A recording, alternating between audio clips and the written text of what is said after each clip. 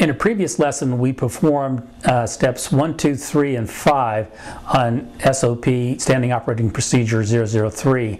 We prepared a 1x TBE solution and made a 1% agarose gel. In this particular lesson, what we want to do is to cast the gel and assemble our apparatus and place our samples in and run the gel.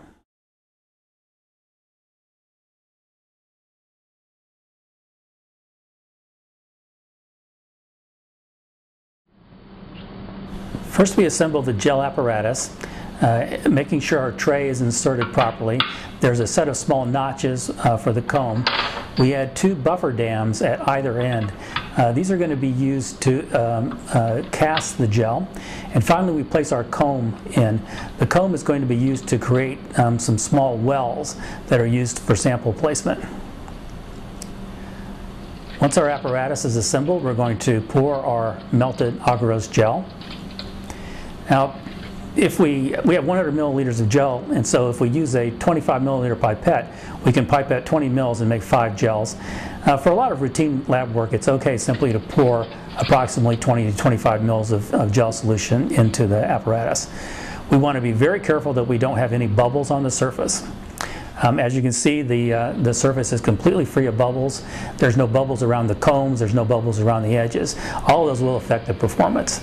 Now we let it cool. It takes about 5 to 15 minutes, but it will eventually cool and become quite solid. After it's solidified, we want to very carefully remove the comb, leaving behind the small wells that are used for sample placement. We're going to then remove the dams that were used to help cast the gel. We now have a small rectangular gel, and we're going to cover it with 1x TBE. I like to fill both ends of the reservoir first, so the one reservoir, then the other one. And then as a final step, we want to completely cover the gel. These are submerged gels, so they've got to be completely covered with liquid. Also make sure their liquid goes down into the small wells. We want to add samples. Now we're going to use a P10 10 microliter pipette set for 10 microliters, which is a good amount of sample to put into a submerged DNA gel. So we're setting up the pipetter for 10 microliters. Now we're going to use the appropriate tip. Our sample is present. In addition to the DNA, there's also something called tracking dye, which allows us to see where our samples are going to be during the run, so we'll know when the run's finished. Very carefully, and you can prop your hands up if you shake a little bit, reach down and very carefully put the 10 microliters of sample into the well.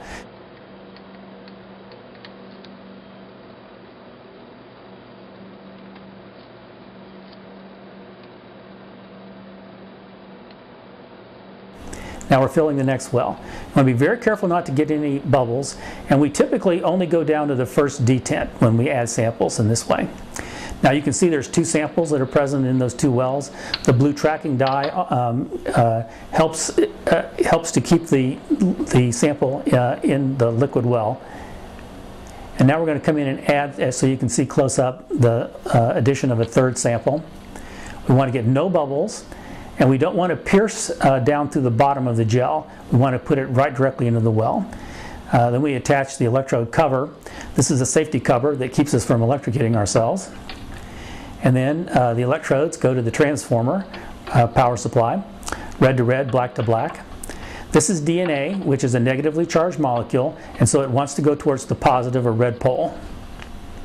Finally, we set the apparatus for 20 minutes and about 100 milliamps.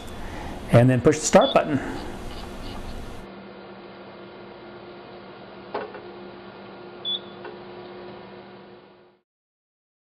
Now this image shows a completed DNA gel. Each one of those bands is a small piece of DNA, and the DNA bands have moved towards the positive pole based on size. The bright orange color is the ethidium bromide dye that we placed into the gel. This particular image was taken on a type of apparatus called a transilluminator. The transilluminator allows us to fluoresce the DNA with ultraviolet light while viewing it safely.